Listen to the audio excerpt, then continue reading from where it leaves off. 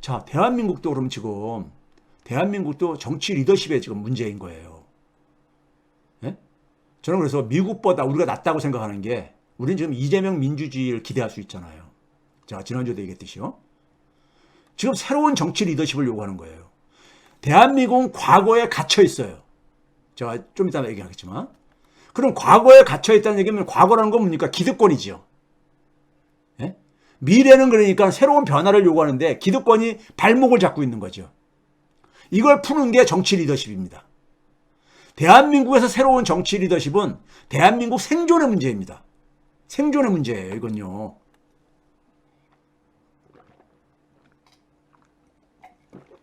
근데 우리가 지난 1년 6개월 동안 굉장히 암흑터널에서 우리가 암흑터널을 지나가고 있었잖아요.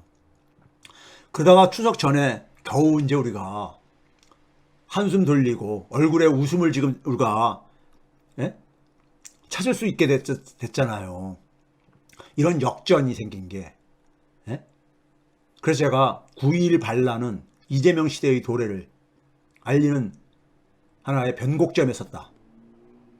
이건 치러야 될 어떻게 보면 하나의 통과 의례예요. 통과 의례입니다. 정당에도 기득권이라는 게 있거든요. 기득권이라는 게 있습니다. 정당에도요. 국민은 미래로 나가자 그러거든. 근데 정당 내부에 기득권들은 과거에 묶어두려고 하고 앉아있거든. 과거는 뭡니까? 그 이전 정권에서 기생을 했었던, 특권을 누렸었던 사람들이죠. 이들이 발목을 잡고 있는 거죠. 그게 9.21 반란인 거예요. 근데 그거를 유혈 충돌 없이 제압이 된 거잖아요. 사실상이요. 저들은 사실상 정치 생명이 끝난 겁니다. 끝난 거예요. 대한민국은 새로운 정치 리더십이 지금 부상을 하고 있잖아요. 그런 점에서 미국보다 더 희망적이에요. 미국은 그게 안 보이잖아. 바이든하고 지금 트럼프가 지금 또 게임하겠다는 거잖아요. 지금요. 여기에 미국 국민들이 볼 때 제가 볼 때는 참 깝깝할 것 같아. 두 노인네가 다시 그러니까 리턴 매치를 하는 거잖아요. 얼마나 깝깝하겠어요. 그 사람들한테서 미래가 보입니까? 두 사람 모두에게 있어서? 안 보이잖아요.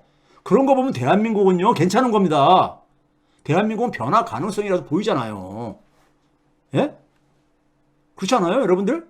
그래서 제가 그래서 뭐냐면, 모두의 대한민국 시민들, 깨시민들이 참 대단하다. 저력이 있는 국민들이다. 하는 얘기가 바로 그 얘기예요. 자, 지금 봐볼게요. 한국은 과거에 갇힌 국가입니다. 과거에 갇혀 있어요. 그러니까 산업구조 측면에서 앞에서 얘기했죠. 대한민국은 제조업 중심 경제입니다. 제조업이 안 좋으면, 수출이 안 좋으면 제조업이 안 좋고요. 제조업 성장이 멈춘 거예요, 지금요. 수출이 멈추고. 그럼 대기업의 주력 산업이 제조업입니다. 대한민국은 중소기업보다 대기업 중심의 경제 구조잖아요. 대기업도 성장이 멈췄어요. 제조업, 수출, 대기업이 사실상 동의어입니다. 대한민국은요. 동의어야. 산업이 그러니까 지금 산업 기반이 붕괴되어지면서 일어나는데 이 통계로 보여드릴게요. 작년 말에 KBS에서 아마 보신 분들도 있을 거예요. 시사기획이라는 프로에서 창이라고 있죠. 창에서 그 시리즈로 내보내면서 일본을 타산지석으로 삼자 이런 타이틀을 가지고 시리즈로 내보내면서 첫 회에서 그러니까는 일본의 국제통화연구소, 얘네들도 그러니까 그 국제통화연구소가 일본의 소위 말해서 이 모피아들의 저겁니다. 와타나베 히로시 이사장을 인터뷰를 했어요. 인터뷰한 것 중에 일부 글을 제가 그대로 옮겨볼게요. 일본 산업은 혁신을 하지 못했습니다. 일본 산업은 미래를 위한 새로운 먹거리를 창조하는 데 있어서 10년을 잃었습니다. 그래서 이제는 제조업이 더 이상 중요하지 않아요. 새로운 산업이 중요한데요. 일본뿐 아니라 한국도 이런 점에서는 마찬가지로 뒤처져 있어요. 그러니까 한국 기자가 와서 인터뷰하는데 니네라고 해가지고 별 다를 게 없다 이런 얘기를 하는 거죠. 일본의 실수는요, 여러분들이 볼 때 일본의 잃어버린 30년은 자산시장 거품 붕괴에서 시작된 게 아닙니다. 그건 결과예요. 제가 늘 얘기했잖아요. 일본은 70년대부터 성장률이 4%로 주저앉습니다. 10% 안팎을 성장하거든요. 50년대, 60년대요. 그러다 70년대 갑자기 되게 성장률이라는 것이 8, 7, 6 이렇게 내려오다가 이렇게 내려가는 거잖아요. 단계적으로. 근데 일본은 4%로 쭉 내려앉습니다. 70년대, 80년대요. 그러고 나서 90년대부터 사실상 성장이 멈추는 이런 시대로 진입해져요. 그 얘기가 이 사람이 정확하게 지금 이게 일본의 엘리트들이 연구를 한 하나의 컨센서스 겁니다. 제조업은 일본이 세계 최고였었잖아요. 80년대 일본이 미국을 이겼다는 얘기 나오고 그랬었잖아요. 근데 제조업 이유를 그러니까 산업도 계속해서 뭐냐면 진화를 해야 되는 겁니다. 농업사에서 제조업으로 진화했듯이요. 근데 제조업 이후에 새로운 혁신을 하지 못했다 이거예요. 이게 일본의 잃어버린 30년의 출발점이었다 이거예요.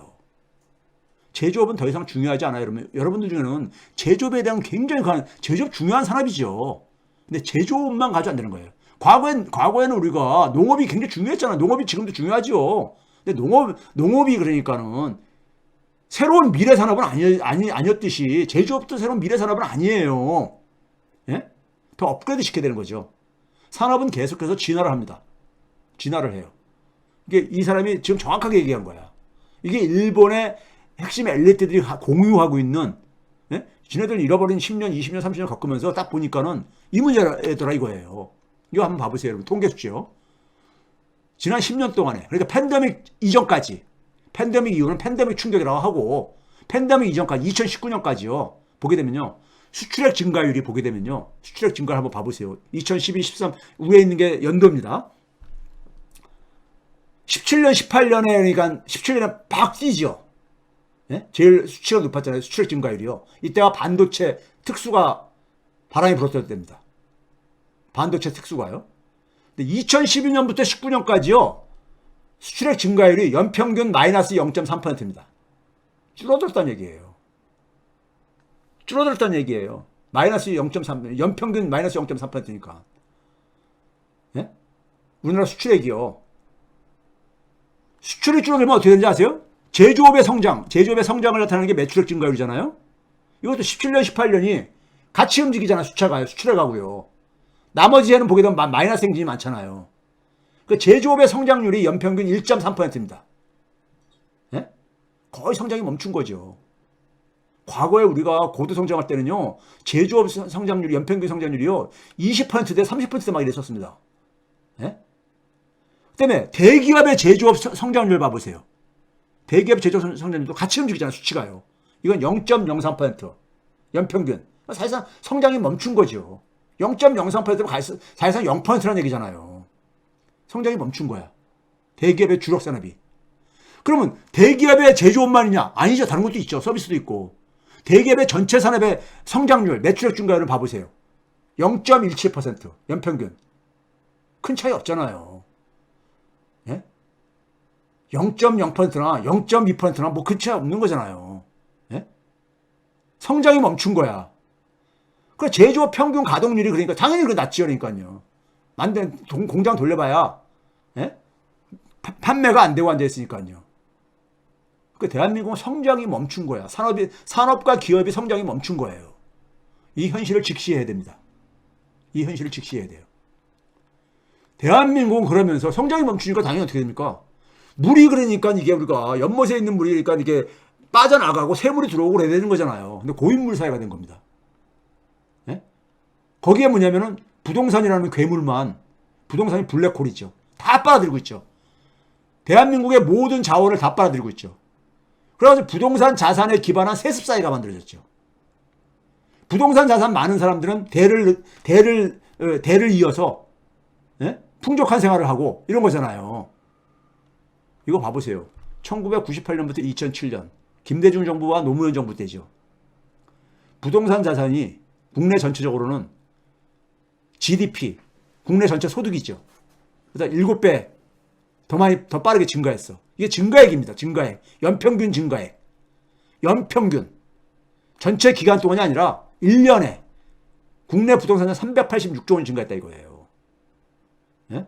근데 보수 정권, 이명박 박근혜 정권 때 연평균 393조. 예? 소득이 5.5배. 가계로 보더라도 비슷해요. 가계. 문재인 정권 때는 예? 국내 부동산 14배 이상 소득에 비해서 968조 연평균입니다. 연평균. 예? 가계는 많이 상대적으로 줄어들었지만 기업의 부동산 자산이 엄청 증가했거든요. 예? 그러니까 부동산이 가계든 기업이든 간에 다 빨아들이고 있는 거예요. 대한민국은요. 예? 대한민국은요. 왜? 다른 산업이 다 지지부진하니까. 다른 산업은 거의 성장이 멈춰버린 거예요. 근데 부동산이라는 것은 새로운 부동산을 건설하는 걸 빼놓고는 기존의 부동산은 소유권만 바꾸는 거잖아요. 이건 새로운 가치를 창출하는 게 아니잖아요. 예? 제가 살고 있는 아파트를 누구한테 팔았어. 그러면 소유권만 바뀌는 거지. 여기서 그러니까 무슨 새로운 소득의 증가가 발생, 가치가 창출된 게 아니잖아요. 한국은 철저하게 과거에 갇힌 사회입니다. 사람들도 그렇게 당연히 갇혀있죠. 사회가 이렇게 됐다는 얘기는 사람들이 과거에 갇혀있기 때문인 거예요. 사람들이 볼래요? 노년층은 우리가 생물학적으로 과거에 갇힌 사람들이잖아요. 과거 자기가 살았던 시대의 경험에서 예? 거기서 그러니까는 벗어나지 못하는 사람들이 많잖아요. 청년층은 생물학적으로 젊은데 사고에 있어서 과거에 갇혀있죠. 사회가 그러다 보니까 그걸 강요받고 있는 거죠. 네? 과거에 머물도록 강요받고 있는 거죠. 왜 이렇게 되냐? 사람을 만드는 게 뭡니까? 교육이죠. 제가 늘 얘기했듯이 교육은 사람을 만드는 일입니다. 우리의 교육이 제조업 시대의 교육, 산업화 시대의 교육에서 멈춰있기 때문입니다. 제조업 시대의 교육은 뭐예요? 정해진 답을 습득하는 겁니다. 이미 정해져 있는 답을 누가 빨리 습득하느냐, 누가 많이 습득하느냐 이거죠. 오늘날 인공지능에서 교육은 뭡니까? 정해진 답을 습득하는 거는 인공지능이 더 잘해요. 기존에 없는 답을 만들어내야 되고 새로운 답을 찾아내는 거죠. 기존에 없는 답을 찾아내고 새로운 답을 만들어내는 이런 역량이 필요하죠. 근데 우리 교육은 제조업 시대의 교육에 멈춰있죠. 그 결과가 뭡니까? 한국의 일본화인 거예요. 한국에 상징하는 게 뭡니까? 잃어버린 30년과 더불어서 사투리 세대죠. 사투리 세대가 80대 말과 90대 초에 태어난 애들. 90년대부터 2010년대까지 한 20, 30대를 태어나가지고 한 30살 될 때까지를 거의 뭡니까? 잃어버린 30년을 겪은 세대들이잖아요. 그러니까 태어나서 자기가 성인이 될 때까지, 30살 될 때까지 일본이 변화하는 걸 한 번도 본 적이 없는 거야. 그러니까 어떻게 됩니까? 앞으로 변할 것 같지가 않지. 지난 30년 동안 내가 태어나서 지금까지 변하는 걸 한 번도 못 봤어. 근본적으로. 그럼 앞으로 변할 거라는 것을 전망을 어떻게 합니까? 앞으로 변할 것 같으니까 열심히 살자. 이게 오히려 그러니까 희망 고문이 돼버리죠. 그래서 대한민국은 제가 교육혁명이라는 게 선택이 아닙니다. 이건 생존의 필수 조건이야. 과거에서 벗어나려면요. 예? 과거에서 벗어나려면요. 지금 부채 모래성은 지금 무너지고 있다 이거예요. 따라서 뭡니까? 우리가 가진 새로운 집을 짓는 건 이건 필수 과제입니다. 모래성이 무너졌으면 그 다음에 새로 우리가 들어가 살 집을 만들어야 되는 거 아닙니까? 그렇죠? 우리 사회의 문제가 뭡니까? 불평등이 구조화되어 있는 거잖아요. 격차가 구조화되어 있잖아요. 비정규직, 중소기업 종사자, 네? 자영업자, 이들이 되게 저임금 저소득자들이죠. 대기업, 정규직, 이들이 고소득자고요. 상대적으로요. 네? 근데 이 저임금 노동력과 자영업자들은 생존 위기에 놓여 있죠. 네? 왜 그렇습니까? 부동산 자산에 기초한 돈의 힘이 지배하는 경제의 산물이에요. 이거는요. 한마디로 얘기해서요. 소득을 만드는 땀 흘려 일하는 곳에 가치 창출하는 곳에 돈이 안 가잖아요. 예? 안 가. 그리고 임금 못 올리게 하잖아요. 예? 그런데 고금리 세계에서 부동산 부채 모래성은 지속이 불가능하잖아요. 이건 무너지게 돼 있습니다. 거기다가 대한민국의 근본적인 문제가 뭐예요? 미래 먹거리를 못 만들고 있잖아요. 즉 혁신이 없어져서 버렸습니다. 혁신이 실종된 경제야. 왜 이렇게 됐을까요? 혁신이란 게 뭐예요? 혁신이란 말이 못 들어지는데 쉽게 얘기하면 학생들한테 혁신이란 새로운 시도예요. 새로운 시도를 안 하는 거죠. 우리 사회는. 새로운 시도를 허용을 안 해주죠. 할 기회를 허용을 안 해주죠. 청년들이 새로운 시도를 할 수 있는 마음의 여유가 어디 있어요? 예? 경제적인 여유가 어디 있냐고요.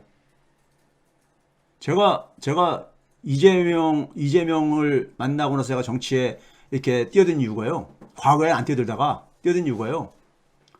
이런 과거에 갇혀있는 사회 속에서 내 자녀하고 우리 자식들하고 학생들이 엄청난 고통을 받고 있기 때문에 이걸 풀어주고 싶은데 과거 정권에서 그게 안 보였어요. 과거 정치 세력들한테서는. 근데 이재명 만나가지고 제가 이재명을 처음 만났을 때요. 기본권에 대해서. 예? 나는 공부한 사람이니까 이게 그러니까는 공부한 결과로 도달한 얘기인데 이재명은 자기가 정치를 하면서 이거를 그러니까 자기가 깨달은 거고 그 다음에 제가 뭐라 하냐면 내가 당신을 도와줄 수 있는 거는 내가 경제학자지만 나는 교육혁명이 가장 중요하다고 생각한다. 혁명적인 수준에서 교육의 개혁이 필요하다. 이거 함께 하지 않겠다고 하면은 나는 당신하고 같이 일해야 될 이유가 없다. 내가 그랬었어요. 처음 만나가지고요. 이재명 대표한테. 예? 나는 경제학자지만은 교육혁명이 가장 중요하다고 생각하는 사람이다. 기본권 이상으로 중요하다고 생각하는 사람이다. 그러니까 교육혁명하고 기본권, 소득과 금융에 대한 국민의 기본권 회복. 이거는 그러니까 나는 절대 양보할 수 없는 거다. 최소한의 저거다. 그러니까 이거를 만약에 함께 추진하겠다고 한다면 내가 도와줄 수 있는 거고 그렇지 않으면은 내가 당신을 도와줄 이유가 없고 나한테 도움을 요청해봤자 아무 내가 해줄 게 없다. 그랬었어요. 이재명 대표 처음 만났을 때. 예? 처음 만났을 때 그런 얘기 했습니다. 그러니까 그거를 교수님 생각하고 저 갔습니다. 그래서 제가 간 거예요. 지지를 하고 그런 겁니다. 앞으로도 만약에 이거 안 한다 그러면요. 저는 그러니까 버립니다. 저는 버려요. 예? 국민에 대한 기본권 회복하고 교육혁명 이거 안 한다고 하면요. 저는 이재명 대표 버립니다. 제가 뭐 어떤 특정 정치인을 위해서 제가 왜 거기에 제가 몸을 바쳐야 돼요?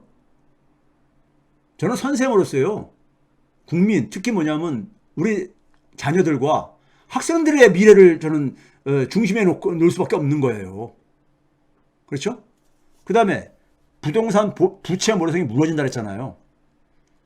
예? 이거 디레버리징은 불가피합니다. 부채 구조조정은 불가피해요. 예? 여기에 대한 대안은 있습니다. 한국형 양적완화. 가계부채와 부동산 시장을 영창시킬 수 있으면서 장기 공공임대 확충의 기회로 삼을 수 있는 진짜 지혜가 있습니다. 이거를 지금 그러니까 이재명 대표하고 저하고는 공유를 하고 있는 내용이에요. 예? 그래서 대한민국은 그러니까는 이러한 그러니까 우리가 미래를 설계할 수 있는 새로운 집을 지을 수 있는 준비가 돼 있다 보니까는 그래도 그나마 미국보다 낫다는 거예요. 지금 굉장히 우리가 어두컴컴한 터널을 지금 겨우 지나왔지만은 결과론적으로는 미국은 그게 안 보이잖아요. 바이든하고 트럼프에서 그게 보입니까? 안 보이잖아요. 예? 과거에 그냥 갇혀있잖아. 미국도 마찬가지로 정도 차이가 있을 뿐이지. 예? 우리 사회가요. 과거에 갇혀있고 예? 연못에 이 고여있는 고인물 사회 이거를 벗어나지 않으면요. 대한민국은 그냥 붕괴돼 버립니다. 붕괴돼 버려. 지금 그 결과가 아주 심각한 저출산, 대한민국 자체가 없어질 수 있는, 예? 그렇죠? 그런 점에서 그래도 우리한테는 소위 말해서 소득과 금융에 대한 국민 기본권 회복하면요.